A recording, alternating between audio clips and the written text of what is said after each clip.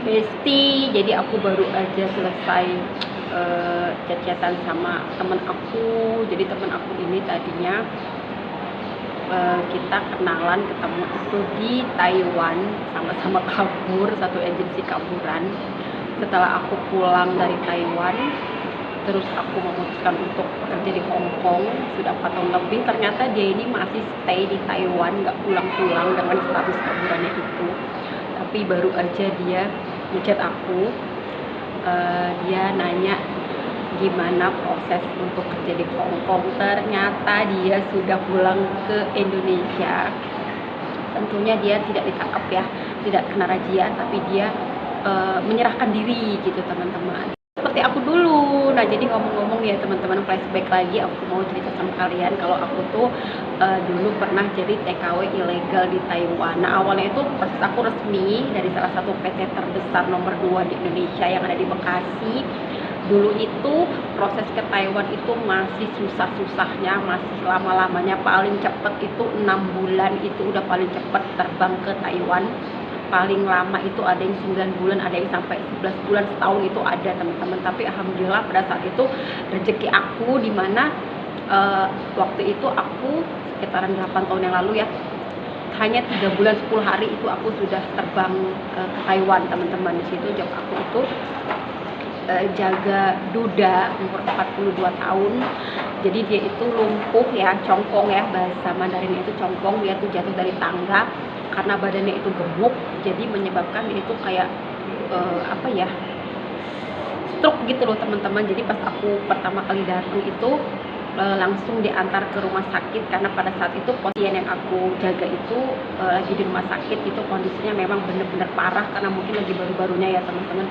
Itu kepalanya masih diperban, terus juga dia masih bener-bener terkapar lah di ranjang rumah sakit ya teman-teman, pakai pempes, belum bisa jalan, belum bisa berdiri.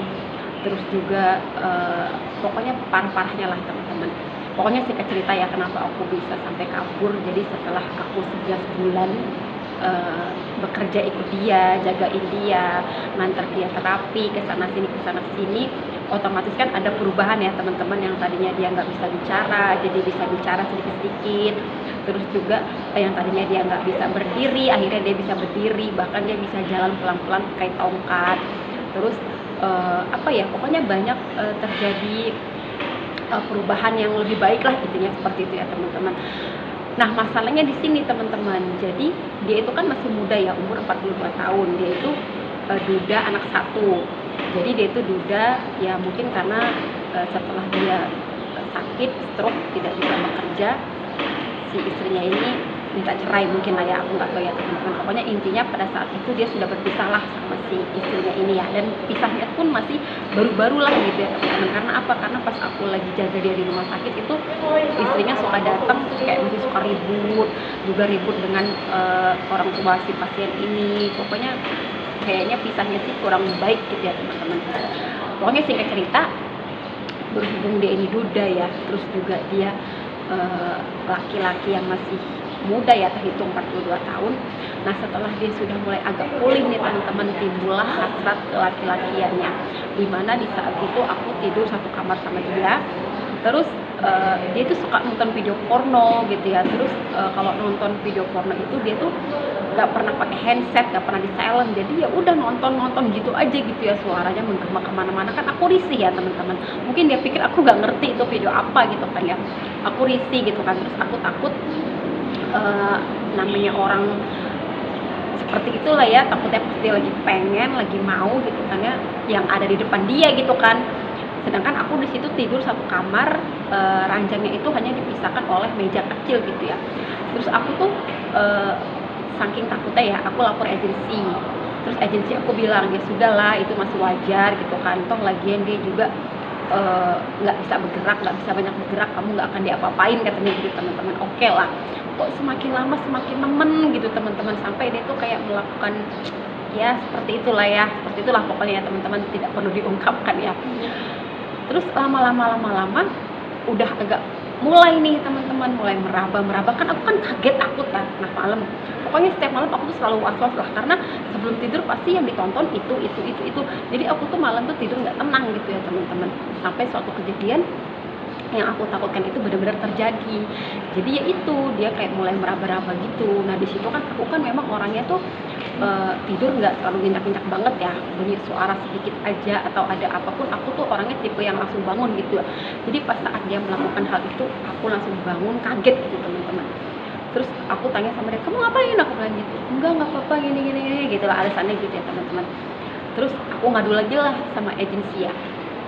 Terus agensiku bilang, udahlah kamu tuh tenang aja, dia tuh stroke, nggak bisa ngapa-ngapain, masa iya sih dia seperti itu bisa sampai tidurin kamu, ibaratnya seperti itulah ya teman-teman. Aku tuh kayak aduh jengkel, kenapa sih kok responnya seperti ini gitu ya teman-teman ya. Nah sampai yang ketiga kali aku mendapatkan perlakuan yang sama, tapi itu untung kerekam gitu ya sama aku ya, aku ngasih tanda bukti ke agensi.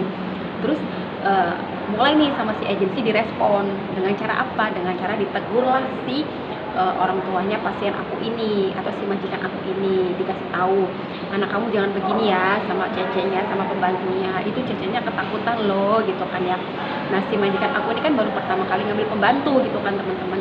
Akhirnya sama si orang tuanya ini anaknya itu ditegur gitu kan ya, kamu jangan kayak gitu kan, nggak boleh. Pokoknya diomongin lah baik-baik. Rupanya si pasien yang aku jaga ini, si duda ini mungkin merasa malu, terus merasa kayak dipermalukan lah sama aku gitu teman-teman. Akhirnya dari situ dia itu berubah sikap ke aku. Jadi setiap hal-hal apa yang rutinitas kita lakukan setiap hari itu dia tuh selalu marah-marah, selalu salah, apa yang aku kerjakan, apa yang aku lakukan selalu salah dari salah. Akhirnya membuat aku tuh lama-lama nggak nyaman gitu kan ya. Terus aku sudah lapor nih agensi gitu kan ya, aku bilang semenjak itu dia jadi berubah sama aku, dia jadi galak sama aku, sering marah-marah, apa yang aku lakukan itu selalu salah, aku bilang gitu ya. Aku bilang aku mau mundur aja, toh potongan aku juga sudah habis gitu ya, sudah hampir setahun lah, waktu itu 11 bulan lah ya teman-teman. Tapi agensi aku tuh sudah sabar, sementara tuh dia tuh nggak tahu apa yang aku rasakan gitu ya teman-teman. Akhirnya ya sudah, udah mentok gitu kan ya, udah mentok.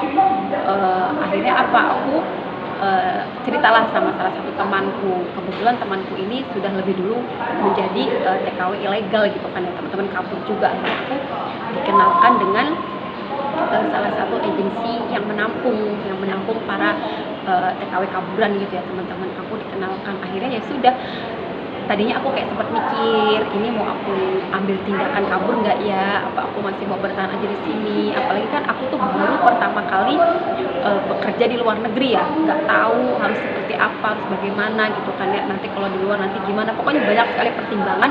Tapi kenyataannya ditahan-tahan situ pun aku sudah nggak tahan gitu kan, dengan kelakuannya yang selalu marah, nggak jelas, semua tuh barang-barang kalau lagi ngamuk gitu ya dibuang-buang gitu teman-teman. Pokoknya ngeri lah, takut lah gitu ya.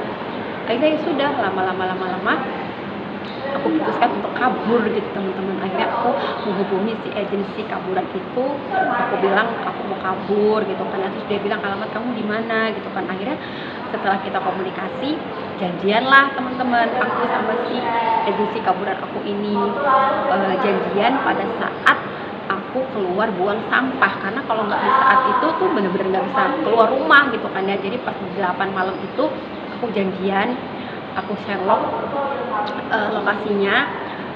Dan tahu nggak sih, pas saat aku kabur itu aku sama sekali tidak membawa pakaian apapun ya, kecuali apa yang ada di badan, karena tidak memungkinkan teman-teman, karena rumahnya itu kecil. Jadi kalau aku keluar dari pintu itu di situ ya ada neneknya, maksudnya ada orang tuanya gitu ya, ada dia juga, jadi tidak memungkinkan. Akhirnya apa yang aku bawa, aku hanya memakai baju yang ada di badan, terus aku bawa KTP sama paspor. Terus aku tidak bawa uang, karena pada saat itu memang aku baru selesai potongan. Terus juga bulan kemarin, gaji kemarin tuh sudah aku kirimkan lah ke Indonesia gitu ya teman-teman, untuk keperluan gitu teman-teman. Jadi pas kabur itu aku bener-bener nggak punya uang sama sekali. Aku bisa memutuskan untuk sampai bener-bener kabur, terus nanti di luarnya seperti apa, kelanjutannya bagaimana, sampai bisa kabur tidak membawa apapun. Lanjut di video berikutnya karena ini ceritanya itu panjang banget teman-teman ya. Oke, simak video selanjutnya. Jangan lupa buat teman-teman jangan mengikuti jejak yang aku ambil, tidak boleh ya teman-teman ya, karena ini tuh nasib-nasiban. Mungkin pada saat itu nasib aku masih bagus gitu kan ya, kabur, dapat agensi juga yang baik, agensi kaburan. Terus juga pada saat proses pulang juga aku tidak ditangkap, tidak kena razia, tapi aku sendiri yang mengundurkan diri teman-teman. Dan di masa-masa aku kaburan itu kan ya, ada sekitaran setahun, hampir 2 tahunan lah aku kabur ya teman-teman. Banyak sekali cerita pengalaman yang aku alami, pokoknya ceritanya lebih seru, lebih menegangkan. Banyak sekali pengalaman yang sampai sekarang tidak terlupakan, dan mudah-mudahan kalau aku ceritakan itu bisa menjadi gambaran buat teman-teman yang mau kabur supaya jangan kabur ya teman-teman. Oke teman-teman, pokoknya lanjut nonton video berikutnya, banyak sekali cerita-cerita yang mau aku ceritakan selama aku menjadi kaburan. Terima kasih buat teman-teman. Jangan lupa yang sudah nemu channel YouTube aku, mohon dibantu untuk di like, komen, dan subscribe. Terima kasih. Assalamualaikum. Lanjut video berikutnya.